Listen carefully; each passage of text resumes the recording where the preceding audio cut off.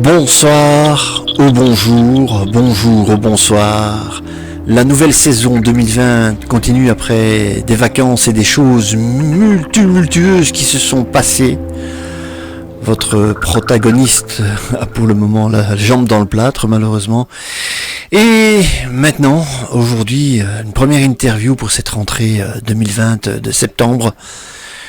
Je reçois une personne qui a voulu rester dans l'anonymat et nous parler de tout ce qui se passe actuellement, de cette transformation de la société, de ce que l'on veut nous imposer. Donc on l'avait dit dans nos lives précédents. La voix a été transformée parce que la personne ne veut pas se faire connaître. Alors bonsoir monsieur. Bonsoir. Quel est votre état d'esprit pour le moment vis-à-vis de cette pandémie ?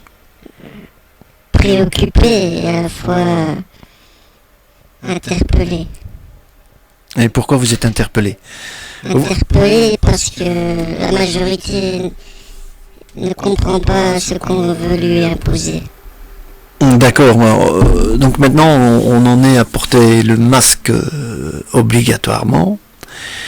Et vous pensez également qu'il y a une grosse manipulation là derrière d'élite ?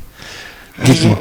Je pense déjà pour le port du masque obligatoire que cela est une manipulation dans le sens où au début ce n'était pas préconisé et que maintenant c'est obligatoire et que nous comprenons que les gens qui travaillent pendant plus de 8 heures par jour et qui doivent porter ce masque à longueur de temps développent au fil des semaines des pathologies autres que le fameux Covid-19, c'est-à-dire des champignons sur les bronches ou d'autres pathologies nasales. C'est donc une manipulation sur le système immunitaire et sur la santé en elle-même que le port du masque obligatoire dans cette partie de la chose du Covid. Donc maintenant, il y a des zones rouges. D'ailleurs, vous deviez vous déplacer dans un pays étranger, enfin qui est un pays limitrophe qui est la France. Et vous ne savez pas partir. Comment prenez-vous cette décision politique un peu arbitraire ?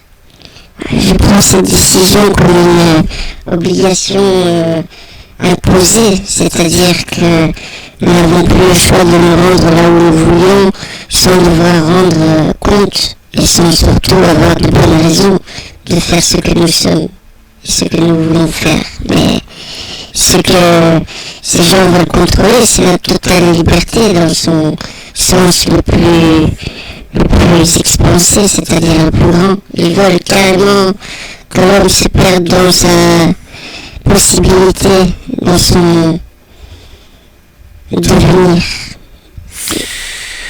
Petite question maintenant, est-ce que vous êtes d'accord avec cette vaccination qui nous sera imposée ? Je pense que la vaccination va mettre du temps à être mise en place. Si elle est obligatoire, premièrement, elle sera combattue par ceux qui sont anti-vaccins. Et donc, ça va mettre du temps avant que tout le monde soit vacciné. Mais cette vaccination ne sera pas basée sur des faits cliniques et des études durables. Donc, elle représente un danger pour l'organisme humain dans son sens physiologique. Et nous savons que derrière, il y a d'autres raisons d'implanter ce vaccin, comme ce que nous savons d'autres chercheurs qui parlent de réseaux de connexion. Vous savez, les nanoparticules, n'est-ce pas ? Oui, mais est-ce que vous pensez qu'il y a une force de l'ombre qui manipule toute cette, cette mascarade ou cette pandémie ? Est-ce qu'il y a quelque chose où c'est vraiment un virus ou... Ça répond bien aux cas intéressants, car nous savons que ces gens élitistes font partie du cercle privé qui remonte de temps anciens par héritage, c'est-à-dire que ces gens sont au courant de beaucoup de choses cachées à la majorité. Et ce qui fait que donc cette élite, nous l'appelons l'élite noire, c'est-à-dire la loge qui fait partie depuis l'Atlantide dans la subversion des forces positives, c'est-à-dire une élite qui est vouée à vouloir dominer la majorité pour son plaisir personnel. Et nous appelons ce cercle élitiste les loges noires, et bien que la politique ou le commercial ou l'industriel, autant que le pharmaceutique, sont liés à ce cercle de manipulation et de monarchie. Et donc ces familles sont à la fois royales et à la fois sociétaires, c'est-à-dire dans le pouvoir civil. Donc ce sont des gens qui ont des ramifications. Et ce sont des gens au contrôle sans fin. Et c'est ça que la majorité ne comprend pas dans sa liberté, dans sa prise de décision pour son bien-être personnel. Et donc nous comprenons que ces cercles élitistes et ces forces de l'ombre sont à l'œuvre en ce moment, car elles imposent des obsolescences humaines, c'est-à-dire son libre arbitre. Car nous n'avons plus de libre arbitre actuellement. Nous sommes imposés par les restrictions. Les restrictions ne sont que des mesures, et ces mesures vont se renforcer petit à petit pour aller vers une technocratie et une technologie de plus en plus invasive, comme vous dites. Oui. Comme vous dites. Et je vous laisse la parole, monsieur. Pour ma part, c'est Fred, on restera toujours dans l'anonymat. Donc, vous pensez vraiment que c'est une grosse manipulation, d'après ce que je comprends, hein, parce qu'on est sur la chaîne Impossible ou pas, donc moi je prendrais ces paroles avec des pincettes. Je vous dis pourquoi, parce que bon, il y a des choses vraies, il y a des choses fausses, donc je laisse les personnes faire leur libre information, et donc je dirais toujours que je reste neutre entre ces opinions, quoique j'ai quand même tendance à dire que je crois qu'il y a quand même une manipulation là derrière, et je crois que nos médias officiels ont posé quelques problèmes. D'ailleurs, j'ai des amis, comme exemple, j'ai des amis qui habitent en Roumanie, et notre sacré RTBF nous a montré des images de Roumanie et nous a dit que c'était une zone rouge où personne ne se protégeait. On nous montrait des plages bondées où les gens ne mettaient pas de masque. Ce qu'il faut savoir, c'est que directement après cet article qui est passé à la RTB, j'ai mon ami qui m'a envoyé une vidéo de Roumanie. En Roumanie, vous êtes testé dans les magasins avec la température, les distanciations sont respectées sur les plages, donc c'est déjà une preuve que les médias nous manipulent. Ça, c'est sûr et certain. Je peux même vous montrer la vidéo peut-être plus tard, mais je peux vous dire que au niveau des médias officiels, la manipulation est bien là. La vérité, c'est que bon, en Roumanie, ils font vraiment attention. Donc, cette quarantaine et tout ça, c'est respecté. La distanciation, tout ça, les masques, même à la limite plus qu'en Belgique. Donc, encore, nous faisons la culture du mensonge.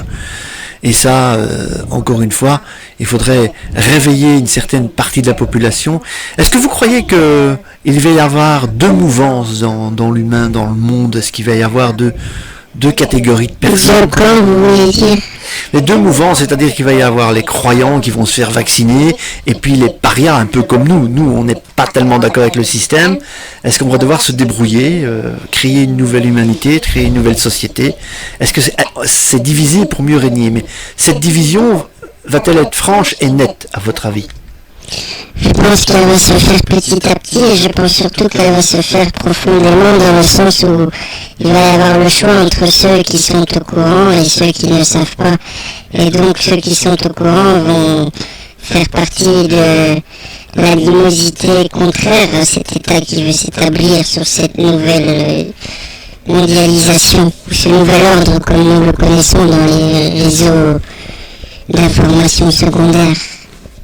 Et je pense surtout qu'il y aura deux camps, oui. Il y aura le camp de ceux qui sont contre et ceux qui sont pour, et ce camp qui sera contre sera malheureusement répréhender et va souffrir de sa contradiction. Mais il aura raison d'être contradictoire, car je pense que c'est son destin d'être contre un abus qui est à la fois sur le plan matériel et sur les plans plus profonds de l'humain, c'est-à-dire dans ses plans psychiques et spirituels.